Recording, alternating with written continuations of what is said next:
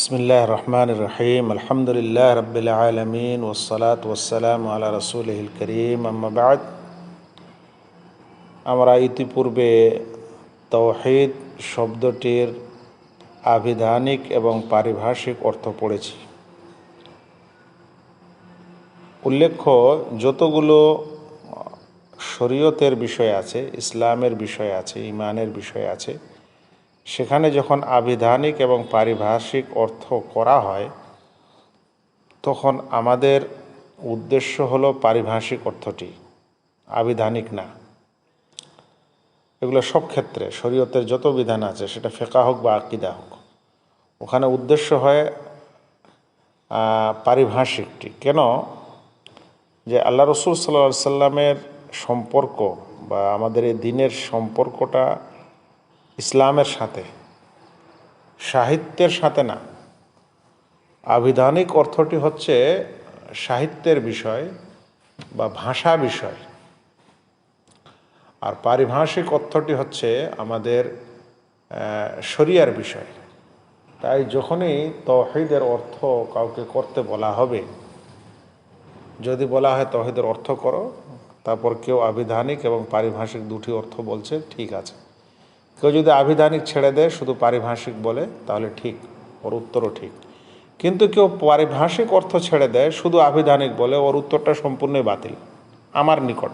আমি একজন এক্সামিনার হিসাবে এগুলো আমি ছাত্রদের সবসময় বলি, কারণ এখানে আমাদের উদ্দেশ্য ভাষা শিক্ষা না, ওই শব্দটার অর্থ মানে শাব্দিক অর্থ শিক্ষা নেওয়া না। আমাদের ওই শব্দটার পরিভাষা, ওই শব্দটি যে একটি শরিয়ার পরিভাষা, সেই শরিয়ার পরিভাষায় অর্থ কী সেটা আমাদের জানার বিষয়। এই বিষয়টি জানার পর আজকে আমরা পড়া শুরু করব তাওহীদের প্রকার সম্পর্কে। তাওহীদের প্রকার কয়টি এটা আমরা জানি মোটামুটি, তাও একবার বলছি। তাওহীদ 3 প্রকারে প্রকরণ করা হয়েছে। প্রথম প্রকারের নাম হচ্ছে তাওহীদুর রুবুবিয়্যাহ, দ্বিতীয় প্রকারের নাম হচ্ছে তাওহীদুল উলুহিয়্যাহ, তৃতীয় প্রকারের নাম হচ্ছে তাওহীদুল আসমা ওয়াস সিফাত।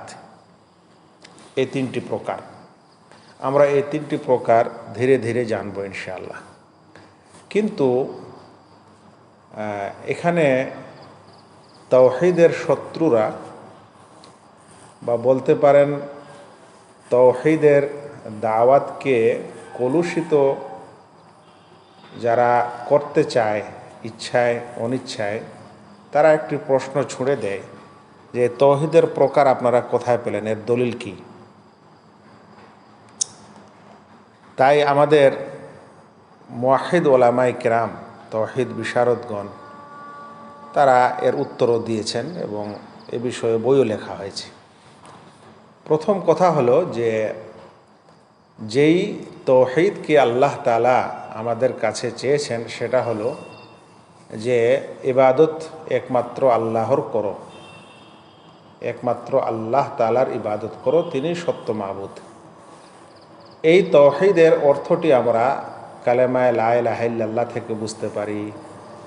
তারপরে বিভিন্ন আয়াত থেকে, যেখানে আল্লাহ বলেছেন ওয়া ইলাহুকুম ইলাহুন ওয়াহিদ, তোমাদের একজনই রব, একজনই ইলাহ, তাই তোমরা তার ইবাদত করো।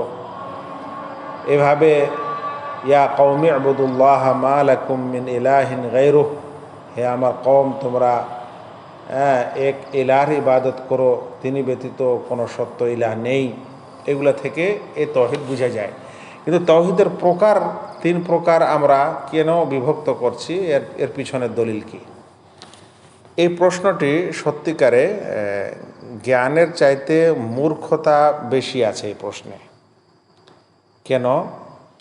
যে শরিয়ার বিধানগুলি, মানে যেমন কোরআন এবং হাদিস, আমরা যদি ধরে নিই সকল সহিহ হাদিস এবং সকল কোরআনের আয়াত, এই কোরআনের আয়াত এবং হাদিসগুলি থেকে কখনো কি আল্লাহ তাআলা প্রকার বর্ণনা করেন? যেমন নামাজের প্রকার, ফরজ নামাজ, নফল নামাজ, রোজার প্রকার, ফরজ রোজা, নফল রোজা, এই দুই প্রকারের রোজা দিলাম তোমাদেরকে। এই প্রকরণগুলি কি মানে আল্লাহ তাআলা বা তার রাসূল সাল্লাল্লাহু আলাইহি ওয়াসাল্লাম বলেন?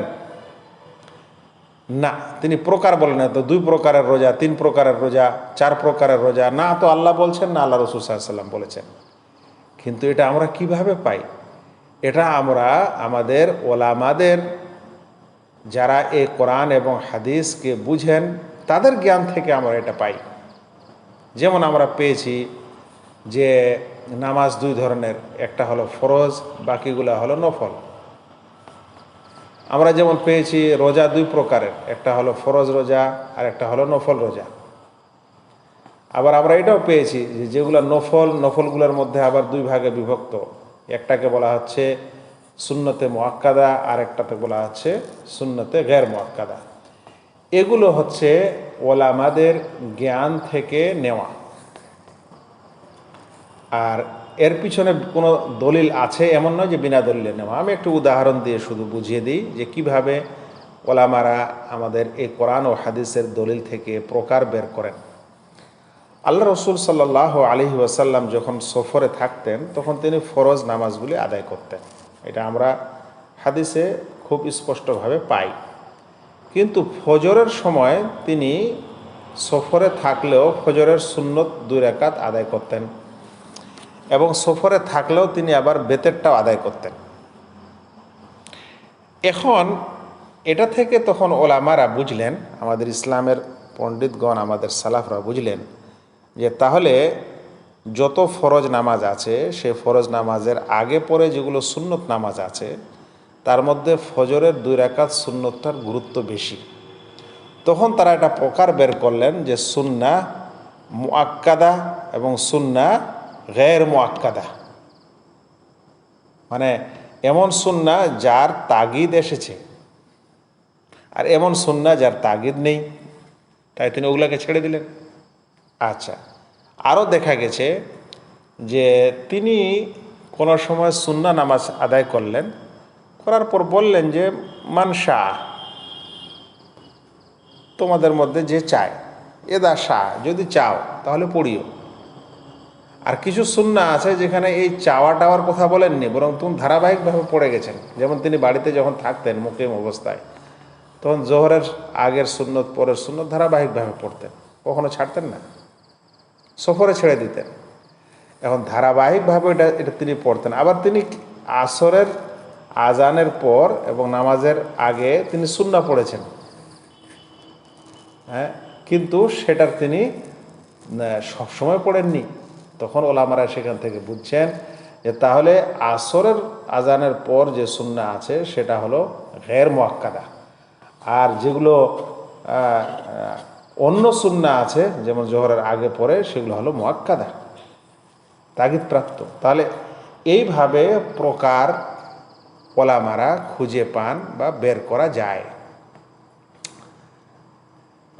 ঠিক তাওহীদকে যখন ওলামারা পড়েছেন, তাওহীদের বিষয়টি তারা যখন গভীরভাবে এটার মন্থন করেছেন, তখন তারা দেখেছেন যে সমগ্র তাওহীদটি বা তাওহীদের আকীদাটি, বিশ্বাসটি 3 ভাগেই বিভক্ত করা যেতে পারে। এর অধিকও হবে না, আর এর কম করলে 2 প্রকারও করা যেতে পারে। তো একটাকে দ্বিতীয়র মধ্যে ঢুকিয়ে নিতে হবে। এখন এরকম বিষয়টার মন্থন করার পর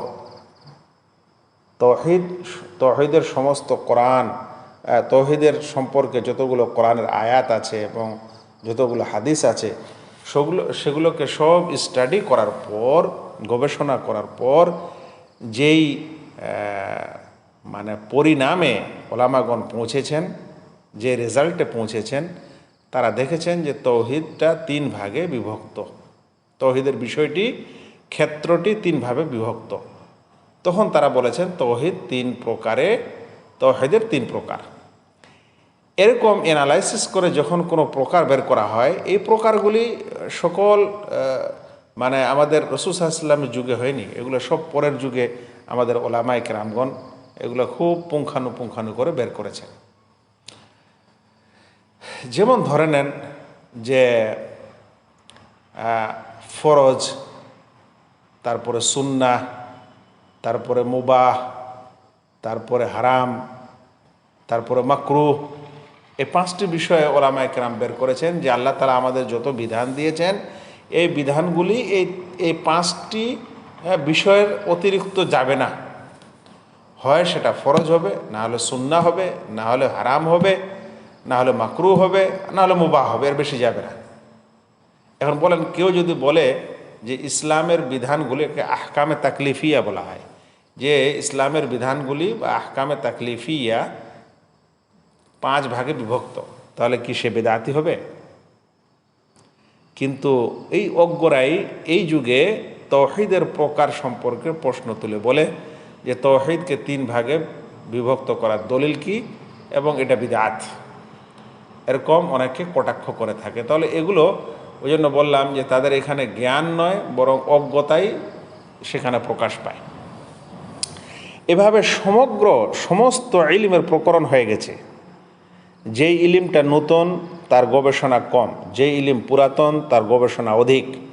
এমনকি ডাক্তারি বিদ্যায়ও যদি আপনারা যান, আপনারা যদি কি বলে যে আপনাদের দুনিয়াবি পার্থিব জ্ঞানও আপনি যান, তাহলে সেখানেও তারা অনেক বিষয়ের প্রকার করেছে। এখন ওই প্রকরণগুলো কিভাবে আসে? ওই প্রকরণগুলো সমস্ত বিষয়ের অ্যানালাইসিসের পরে আসে। তো ঠিক তাওহীদের বিষয়টি গবেষক ওলামাদের কাছে এইভাবে এসেছে এবং এটা 3 ভাগে বিভক্ত। এই 3 ভাগের বিভক্তের দলিল বলবো আমরা সমস্ত, মানে উলুহিয়াতের দলিলগুলি, রুবুবিয়াতের দলিলগুলি, আসমা ও সিফাতের দলিলগুলি হচ্ছে এই 3 প্রকারের দলিল। যখন আমরা আসমা ও সিফাতের কোনো একটি আয়াত পাঠ করি বা প্রমাণিত হয়, তখন আমরা বলবো এটা তাওহীদুল আসমা ও সিফাতের দলিল। যখন আমরা দেখবো যে কোনো রুবুবিয়াতের আয়াত প্রকাশ পায়, তখন এটা রুবুবিয়াতের দলিল, এটা 1 নম্বর দলিল। 2 নম্বর ওলামারা খুব ছোট্ট করে কথাটাকে বলেন যে এর দলিল হচ্ছে ইস্তিকরা। ইস্তিকরা মানে যে ছানবিন করে, গবেষণা করে এই পর্যায়ে পৌঁছানো। তো এটা হলো ছানবিন করার পর, গবেষণার পর প্রমাণিত। আর এই গবেষণাটাই হচ্ছে এর প্রকরণের দলিল, বা সমস্ত দলিলের প্রতি গবেষণা করাটাই হচ্ছে এর দলিল। আচ্ছা, তো তাওহীদের 3 প্রকারের মধ্যে প্রথম প্রকারের নাম হচ্ছে তাওহীদুর রুবুবিয়্যাহ। তাহলে এর যদি আপনি বাংলা করার শব্দটা, তাহলে রুবুবিয়াতের তাওহীদ এর মানে হয় এটা। তাওহীদুর রুবুবিয়্যাহ মানে রুবুবিয়াতের তাওহীদ। এখন রুবুবিয়াত কাকে বলা হয়? এটা যেহেতু আরবি শব্দ, সেজন্য আপনারা মাদ্রাসার ছাত্রদেরও বুঝতে অনেক অসুবিধা হয়। আমি সহজ করে বুঝাচ্ছি। দেখেন, একটা হলো নাউন, যেমন মনে করেন মানুষ, ইনসান, এটা হলো একটা নাম। আর একটা হলো ইনসানিয়াত, মানুষত্ব। তো মানুষ হলো নাম, আর মানুষত্ব এটা হলো এই কি বলে যে মানুষের এটা অ্যাডজেক্টিভ বলা হয় মনে হয়, বা আর কিছু বলা হয়, সেটা আপনারা জানেন। ঠিক তেমনি রব মানে হচ্ছে, রুবুবিয়াত শব্দটি রব থেকে এসেছে। রব মানে হলো রব মানে হলো মালিক, প্রধান, প্রতিপালনকারী, লালন পালনকারী, একে বলা হয় রব। আর ওই রব শব্দের অ্যাডজেক্টিভ হবে রুবুবিয়াত, মানে প্রভু আর প্রভুত্ব।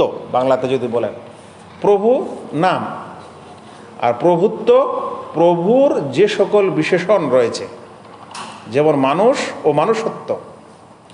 তো রুবুবিয়াতের তাওহীদ এর মানে হলো যে আল্লাহ রাব্বুল আলামিনকে তার কর্মসমূহে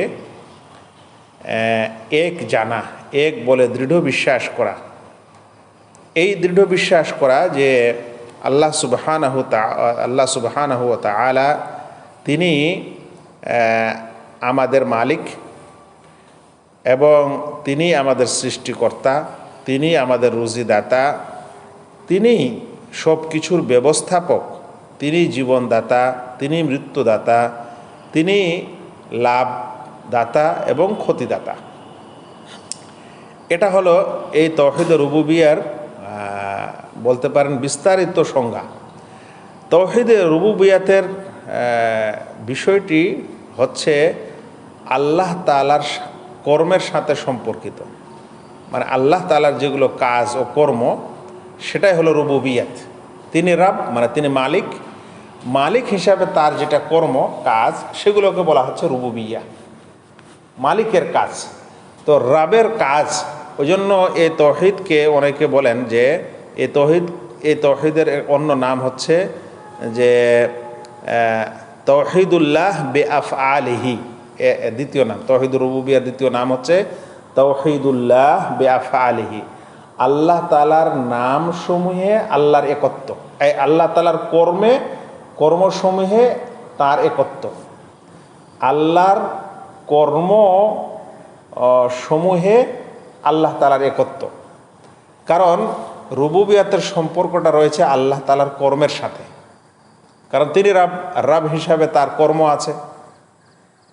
আর ওই সকল কর্মের মধ্যে তিনটি কর্ম বা বলতে পারেন চারটি, বিশেষ করে তিনটি খুবই জরুরি, যেটা ছাড়া কেউ রব হতে পারে না, কেউ মালিক হতে পারে না।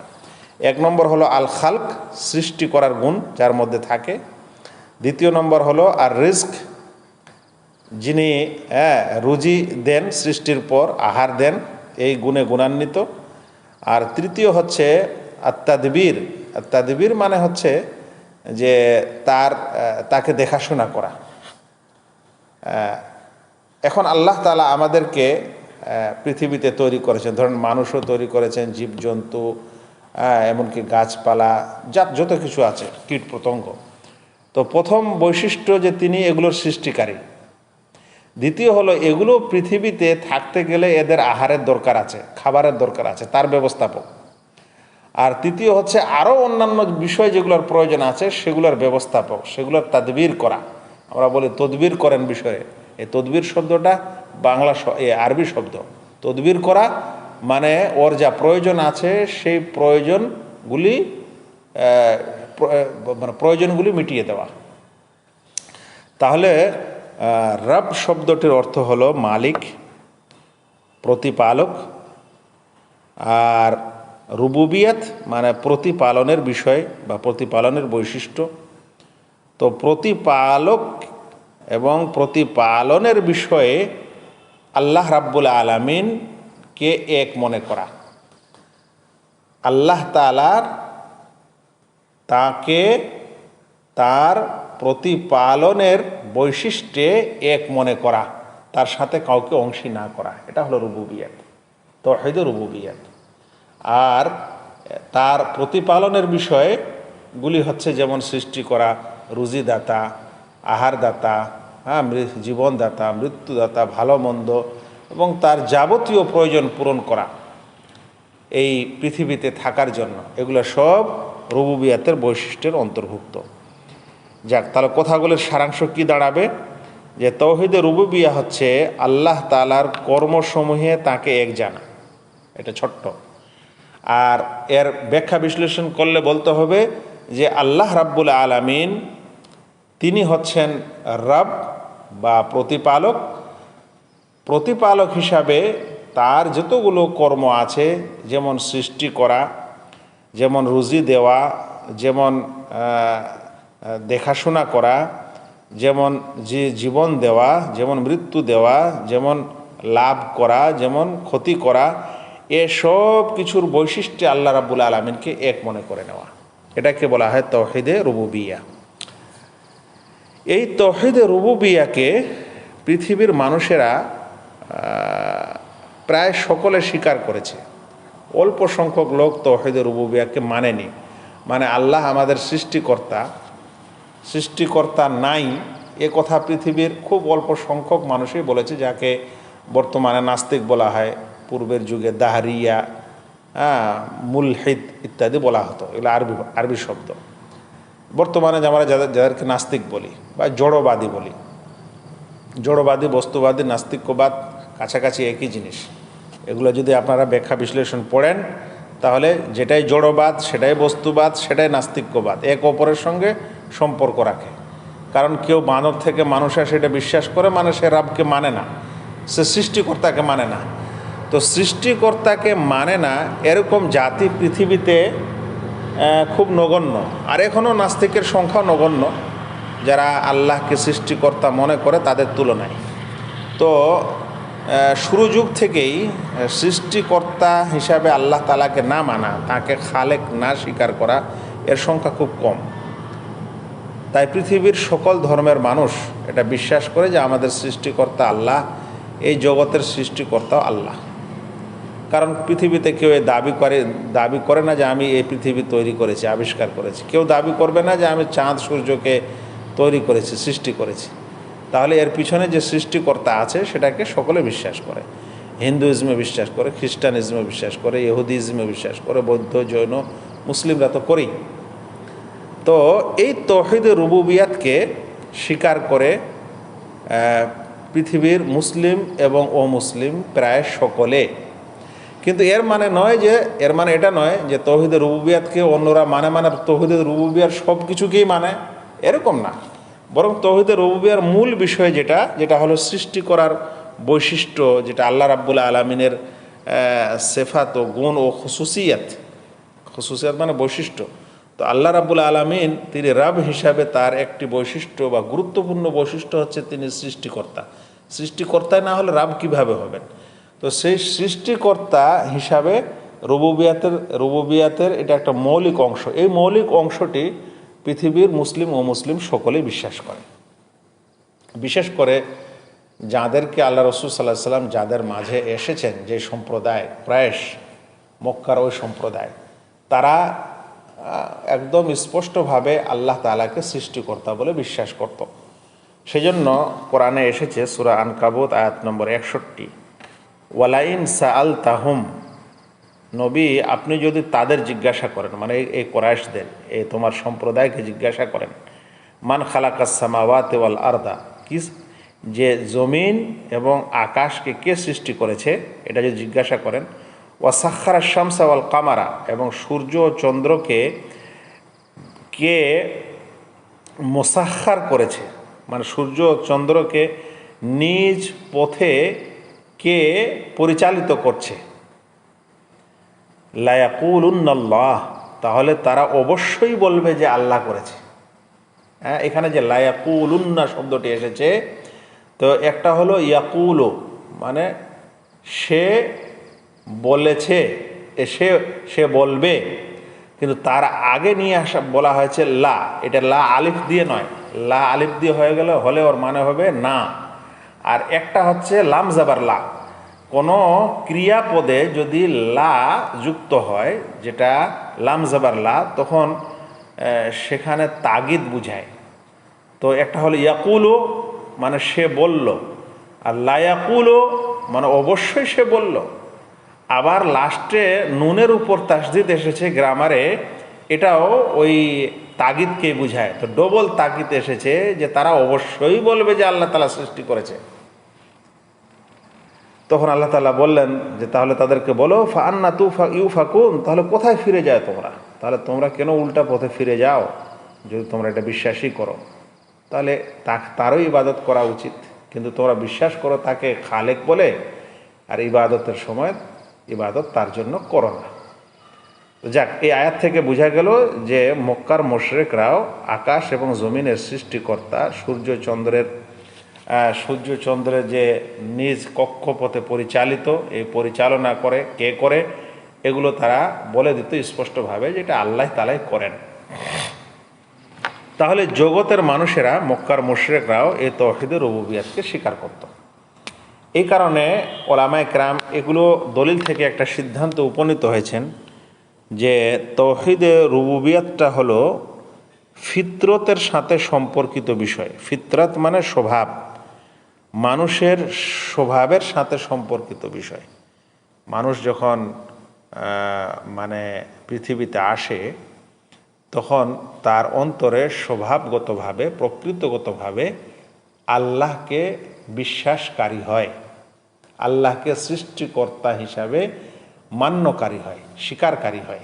এটাকে বলা হয় যে এই তৌহিদ রুবুবিয়াত হচ্ছে তৌহিদুল ফিতরাহ, ফিতরতের তৌহিদ, মানে স্বভাবগতভাবেই আল্লাহ রাব্বুল আলামিনকে মানুষ সৃষ্টিকর্তা এবং রাব মেনে নেয়। সেজন্য কখনোই কোনো বাচ্চা, ওকে আপনি যদি জ্ঞানও না দিয়েছেন আল্লাহ সম্পর্কে, তাও কিন্তু সে কথা যখন বলতে শিখে, আমি নিজে টেস্ট করেছি আমার বাচ্চাদের উপর, এবং আমি এটা পেয়েছি যে তারা স্বভাবগতভাবে আল্লাহকে মানে। আল্লাহ কথাটা বললে তারা নারাজ হয় না, তারা অস্বীকার করে না। হ্যাঁ, এবং যেই জিনিসের সে উত্তর দিতে পারে না, আমি আমার বাচ্চাদেরকে দেখেছি যে এটা কে বানিয়েছে, যদি আমি বলি বাড়িটা কে বানিয়েছে, তো বলে যে এটা অমুকের বাড়ি, এটা অমুক বানিয়েছে। গাড়িটা কে বানিয়েছে, তো ওটা হলো অমুক ফ্যাক্টরিতে হয়েছে। তারপরে যদি আমি জিজ্ঞাসা করছি আকাশটাকে কে বানিয়েছে, আসমানকে, তাহলে আল্লাহ বানিয়েছে, চট করে কথা বলে। আমি কয়েকবার আমার বাচ্চাদেরকে আমি টেস্ট করেছি এই বিষয়ে, তার বোঝা যাচ্ছে যে এটা স্বভাবগতভাবেই মানে শিশুদের ফিতরতে এবং মানুষের ফিতরতে এটা রয়েছে যে এটা আল্লাহকে বিশ্বাস স্বভাবগতভাবেই বাচ্চারা করে এবং মানুষেরা করে। এখন প্রশ্ন হলো যে এটা হলো তৌহিদ রুবুবিয়া, তাহলে এই তৌহিদ রুবুবিয়া যদি কেউ মেনে নেয়, তাহলে সত্যিকারে তৌহিদ মান্যকারী হলো না, কারণ আরও তৌহিদের দুটি অংশ বাকি আছে। আর এই কারণে তৌহিদ মান্যকারী হলো না যে যদি এটা মানলেই মুয়াহিদ হয়ে যেত কোনো মানুষ, মানে তাকে তৌহিদবাদী বলা যেত, তাহলে মক্কার মুশরিকদেরকে আর কিছু শেখানোর দরকার ছিল না। রাসূল সাল্লাল্লাহু আলাইহি ওয়াসাল্লাম কেনই ওদের সঙ্গে লড়াই করলেন, কেনই জিহাদ করলেন, আর কেনই বা তাকে ওখান থেকে বের করে দিল, হিজরত করে তিনি মদিনায় চলে আসেন। আল্লাহ আকবার, এর চাইতে বড় সমস্যা আর কি হতে পারে? অথচ তারা আল্লাহকে বিশ্বাস করত। আজ মুসলিম বিশ্বের সমস্যা এটাই, যে কারণে আমাদের নবী এসেছিলেন মক্কার মুশরিকদের কাছে, যে তারা রুবুবিয়াতকে স্বীকার করছিল, কিন্তু উলুহিয়াতের বেলা, ইবাদতের বেলা সেই রাবের ইবাদত শুধু করতো না, অন্যরও ইবাদত শুরু করত। আজও এই সমস্যা। পৃথিবীর মুসলমানেরা সকলে স্বভাবগতভাবে এবং পড়াশোনাগতভাবে এটা বিশ্বাস করে যে আমাদের সৃষ্টিকর্তা আল্লাহ, আকাশ জমিনের সৃষ্টিকর্তা আল্লাহ, তিনি এক, এতখানিও বিশ্বাস করে। কিন্তু ইবাদতের সময়, কষ্টকাঠিন্যের সময়, তখন আর সেই রবের ইবাদত হয় না, কিছুটা রব ছাড়া অন্যেরও ইবাদত হয়ে যায়। তাহলে ওই সমস্যাটা এখনও বিরাজ করছে। ওই কারণে এদের আগে নবী এবং রাসূলগণ এসেছিলেন। এখনও এই কারণে তৌহিদের দাওয়াত আমাদের সর্বপ্রথমে, বা যেটাকে আপনার কী বলেন, প্রিয়রিটি নাকি, মানে সর্বপ্রথমে যেটা দেওয়া উচিত, সেটা এই তৌহিদেরই দাওয়াত দেওয়া উচিত। কারণ এটা হলো আকিদার মধ্যে সবচেয়ে সর্বশ্রেষ্ঠ আকিদা, গুরুত্বপূর্ণ আকিদা। এই জন্য অনেকে আকিদাকে তৌহিদ বলে, আবার তৌহিদকে আকিদা বলে। এটা একটা বুঝিয়ে দিই। কিছু কিছু জায়গায় কোনো মানুষ বলবে আকিদাকে তৌহিদ বলে, এ কারণে যে আকিদার মূল অংশ হচ্ছে তৌহিদ, সেই জন্য মূলের উপর নাম হয়ে যায়, মৌল জিনিসকে কেন্দ্র করে নাম হয়ে যায়, সেজন্য আকিদাকে অনেক জায়গায় তৌহিদ বলা হয়। তো এ কারণে যে তৌহিদের শ্রেষ্ঠ অংশ, মূল অংশ হচ্ছে তৌহিদের আকিদা। কারণ আকিদার মধ্যে, আকিদার যতগুলো বিষয় আছে, মানুষ যদি আল্লাহ হচ্ছেন আমাদের একমাত্র সত্য মাবুদ এটা স্বীকার না করে, তাহলে বাকি আকিদা রেখে কোনো লাভ নেই। সেজন্য এই তৌহিদের আকিদাই হচ্ছে মৌলিক আকিদা। যাক, আমরা অনেকগুলি তথ্য এবং বিষয় ভিতরে চলে গেলাম, যেগুলো নলেজ এবং মানুষের পরিধিকে, জ্ঞানের সীমাকে বৃদ্ধি করবে যদি কেউ উপকৃত হতে চায়। তো তৌহিদের 3 প্রকার। প্রথম প্রকার হলো তৌহিদের রুবুবিয়া। আর রুবুবিয়া রব থেকে শব্দটি এসেছে, প্রতিপালনের বিষয়ে আল্লাহ রাব্বুল আলামিনকে এক মনে করা, প্রতিপালনের বৈশিষ্ট্যে আল্লাহ রাব্বুল আলামিনকে এক মনে করা। অন্য শব্দে বলা যেতে পারে আল্লাহ রাব্বুল আলামিনের কর্মসমূহে আল্লাহ তাআলাকে এক বলে বিশ্বাস করা, কাউকে অংশী না করা। এটা মক্কার মুশরিক সহ বিশ্বের সকলেই আল্লাহ তাআলাকে রব বলে বিশ্বাস করে। সমস্যাটা হয় ইবাদতের ক্ষেত্রে, যা দলিল দেওয়া হয়েছে। উল্লেখ্য, তৌহিদে রুবুবিয়া মানলেই তৌহিদ মানা হয় না, কারণ অন্য তৌহিদ আরও বাকি আছে, যেটাই গুরুত্বপূর্ণ, যার কারণে নবীগণ এসেছিলেন পৃথিবীতে। এখানে একটি আরও নীতি আছে ওলামাদের, সেটা হলো যে তৌহিদে রুবুবিয়া ইয়াস্তালজিমু তাওহীদ আর রুবুবিয়া, মানে তাওহীদে রুবুবিয়া স্বীকার করলে সেটা তাওহীদে উলুহিয়াত স্বীকার করতে বাধ্য করে। তাওহীদ রুবুবিয়া ইয়াতাদাম্মানু তাওহীদ আল উলুহিয়া, মানে তাওহীদে না আমি সরি তাওহীদে উলুহিয়া কেউ যদি স্বীকার করে তার মানে সে অটোমেটিকলি তাওহীদে রুবুবিয়াকে মানে। কিন্তু কেউ যদি তাওহীদে রুবুবিয়াকে মানে তাহলে এটা জরুরি নয় যে সে তাওহীদে উলুহিয়াকে মানবে। মানে কেউ যদি তাওহীদে উলুহিয়াকে স্বীকার করে নেয়, মানে সমস্ত ইবাদত আল্লাহর জন্য এটা মেনে সে আমল করতে লাগে, তাহলে ভাবতে হবে তার মধ্যে তাওহীদে রুবুবিয়া অটোমেটিকলি আছে। কিন্তু কারোর মধ্যে তাওহীদে রুবুবিয়া থাকলে জরুরি নয় যে সে তাওহীদে উলুহিয়া মান্যকারী হবে। যেমন মুশরিকরা, মক্কার মুশরিকরা মানেনি, যেমন এই যুগেরও অনেক মুসলিম নামধারী তাওহীদে রুবুবিয়াকে বিশ্বাসকারীরা তাওহীদে উলুহিয়ার বেলায় মানতে চায় না। এখানে কিছু কথা আরও ছিল, যেটা সময় হলে ইনশাআল্লাহ বলবো। আসসালামু আলাইকুম রহমতুল্লাহ।